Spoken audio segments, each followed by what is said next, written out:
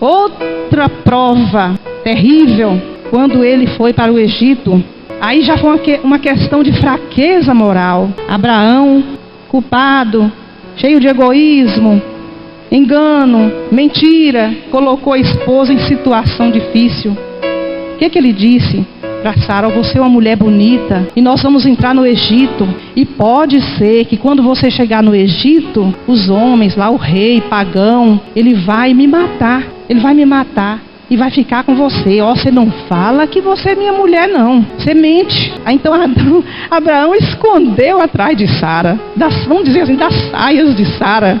Foi um momento de fraqueza. O que acontece? Ele usou de meia verdade, verbalmente verdadeiro, mas falso na realidade. Abraão não teve consideração por Sara. Aí alguém poderia perguntar assim: por que Deus permitiu escrever uma coisa tão feia assim na Bíblia? Lembremos que a Bíblia, antes de ser um livro de revelação e de edificação, ela é um livro de consolação. E Deus não esconde os erros de seu povo, de seus heróis. Ele chama pecado de pecado, mal de mal, virtude de virtude, bênção de bênção. Daí um Noé e um Ló bêbado, Jacó enganador, Moisés medroso, Davi adúltero e um Pedro mentiroso. E finalmente a grande prova de Abraão, Moriá, o Monte Moriá. Depois da longa espera, Eliezer, o projeto Eliezer, projeto H, e vai, e vem, Isaac nasce. E Abraão recebe a segunda ordem e a segunda prova. A primeira deixar dos caldeus, seus parentes, seu passado. A segunda de desfazer o seu futuro. Abraão estava fadado, predestinado a ser um homem só do presente. O passado Deus falou, deixa para trás. O futuro ele manda matar, sacrificar. Abraão ficou confuso. Será que Deus, meu Deus deve estar enganado? Isso tudo foi um conflito para Abraão. Ele manda eu deixar os meus deuses, deuses que o povo sacrificava seus filhos.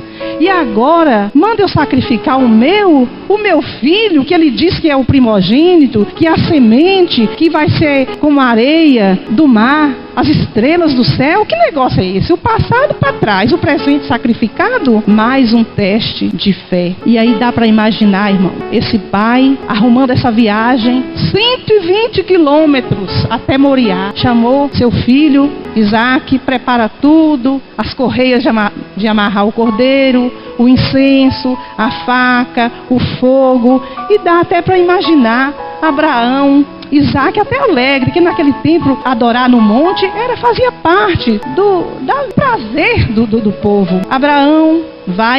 Isaac vai com Abraão, leva os 2 servos, mas a fé de Abraão, a convicção de Abraão, a obediência de Abraão fez ele falar não. Ele deve ter alguma coisa, em mente. E segue 3 longos dias com 3 frias noites, 120 quilômetros, de onde ele saiu até Moriá. O que podia... Abraão poderia ter desistido na sua introspecção, calado ali, sem entender o que Deus quer comigo. Quem quer ser amigo de Deus, irmãos, não pode desistir, mesmo que não compreenda o que está acontecendo. Tem que seguir adiante e não olhar para trás.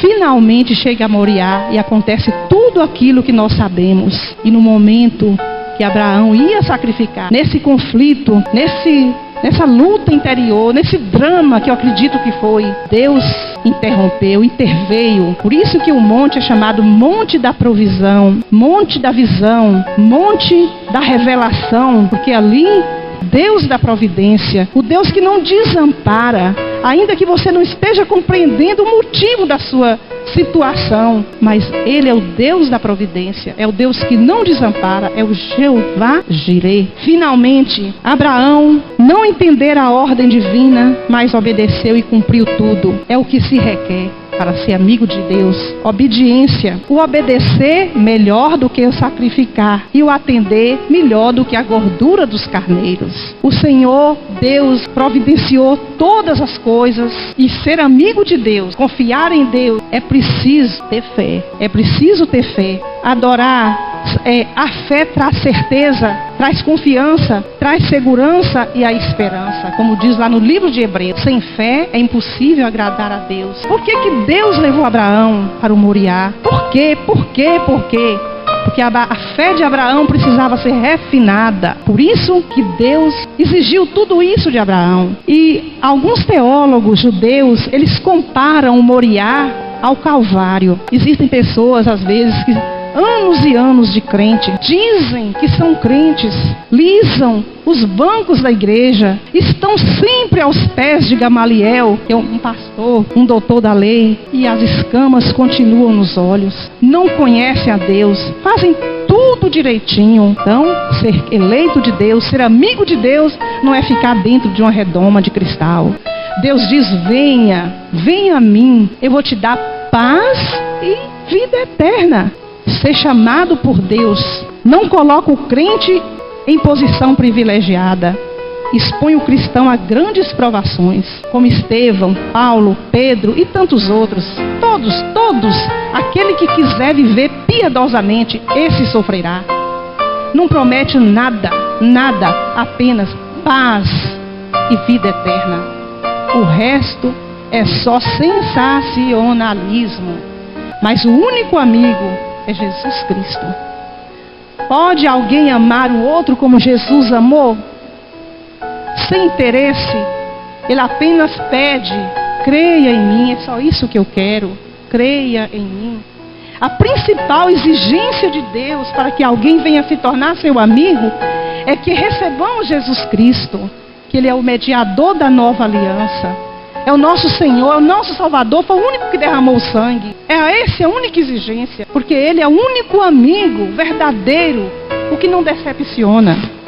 Sem Ele, o ser humano continuará para todo sempre inimigo de Deus, por causa da sua condição de pecado.